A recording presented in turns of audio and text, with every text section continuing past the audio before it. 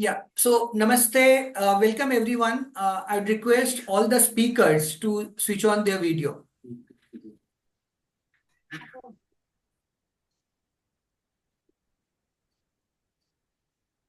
Narendraji, kindly. Yeah.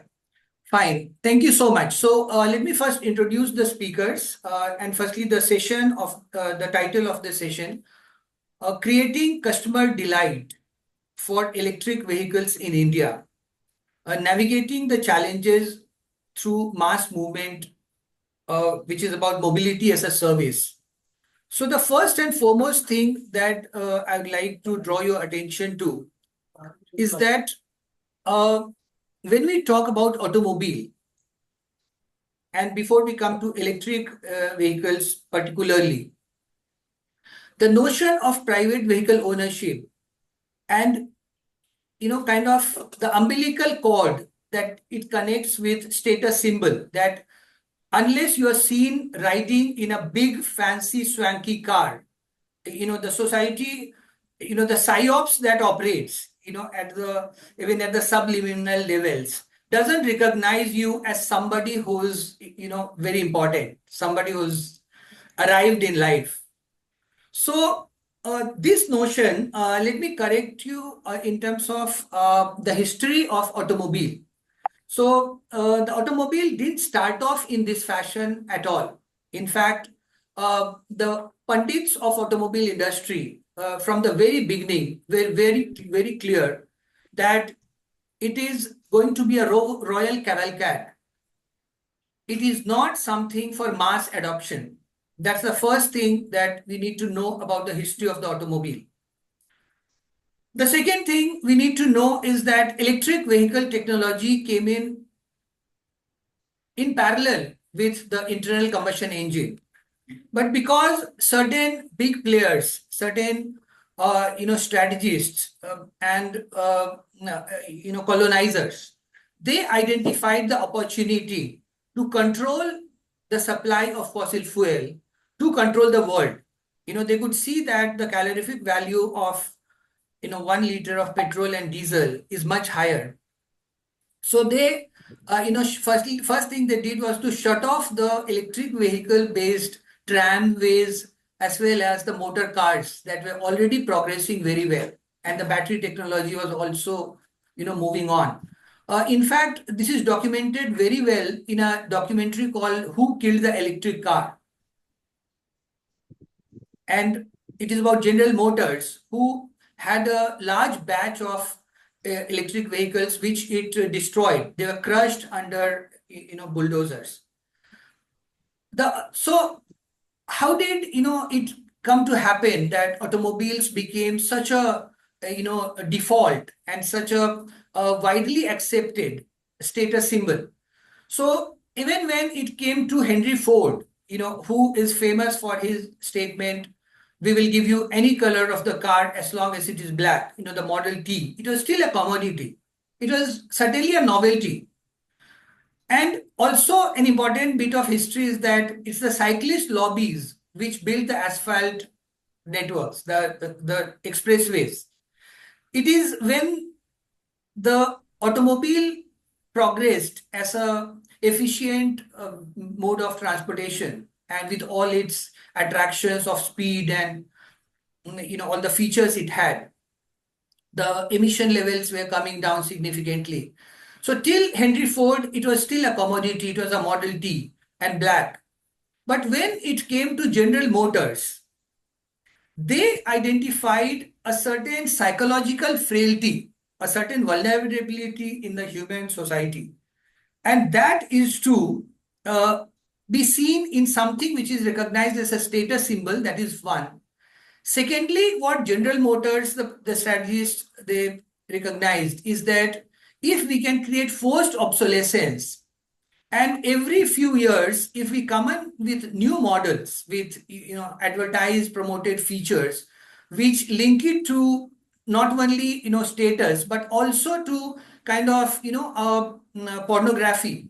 So autoerotica set in with the car design, and they were fueled and turbocharged with the Hollywood movies, which showed, the automobile in great, swanky and glamour and, grandeur. So with this brief background, and because some speakers like Ms. Kaushalya Nandakumar Srinivasan, she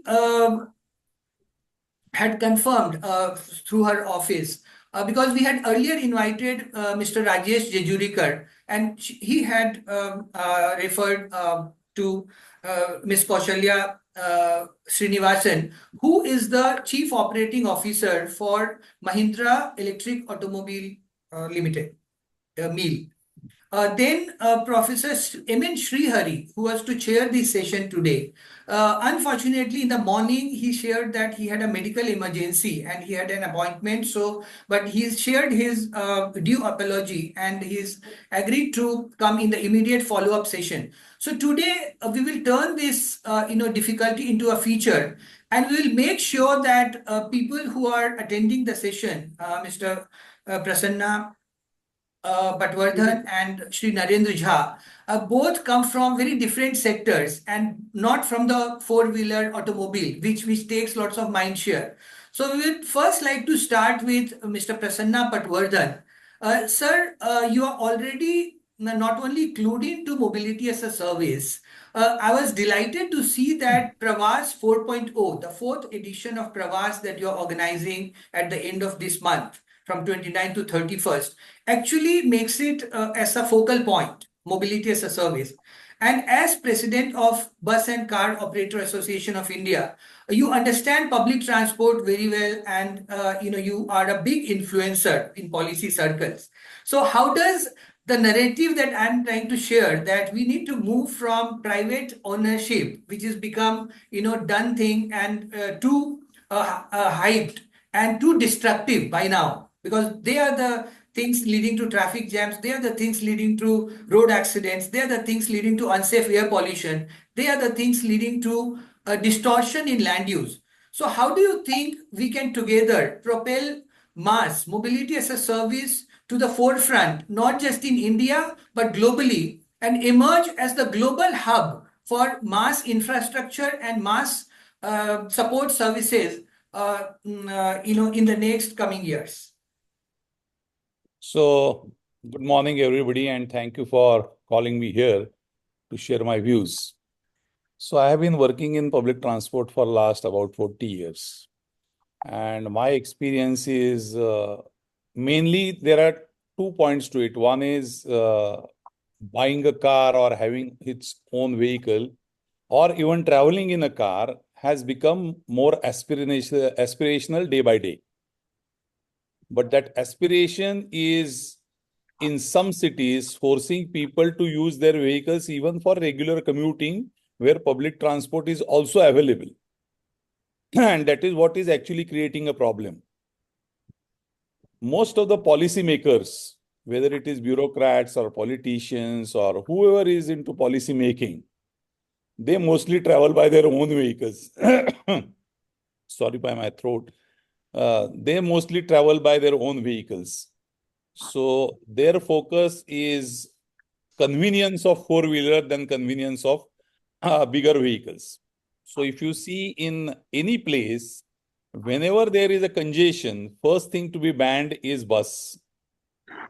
I have been trying to convince a lot of police officers, DCP level, that if you ban one bus, you are adding at least 20-25 two-wheelers or at least 10 to 15 cars, and which creates more problems to you itself. But they are unable to understand this. They look at size of the vehicle rather than space occupied by per person of the road. So one person, one car occupies at least 120 square feet, and one person in bus occupies, even with 50%, he occupies at the most 78 or 10 square feet of road space. So we are trying to spread this view throughout the country at all levels, starting from local level till national level. National level, I would say, is a little bit convinced. I have been to speaking to our honorable minister also. So the kind of road structure, infrastructure, what we are building, that road infrastructure is also more suitable for usage by private vehicles rather than buses or any mass transit. Because associated infrastructure, which is required for public transport, is absolutely absent. Whether it is parking lots or pickup points or bus terminals, bus stations. So if you see any of the airport or rail station, the kind of facilities what they have, you look at the metro station, what swanky metro station they have, and you look at the bus stop, what kind of bus stops we have. Both serve people. Probably the bus stop serves more people than that swanky metro station. But it is like, I aspire always for the luxury, so I want to upgrade myself. So people give that a pseudo kind of a feeling that I am traveling in a upgraded services. Other side is last several years, because of nationalization, image of public transport has gone down. So when you see people traveling in a bus, my own friends say, bus se aaya ho. So the kind of impression which they give when you come by bus is horrible. And that is the kind of image what bus has. So we are trying to actually change that image also.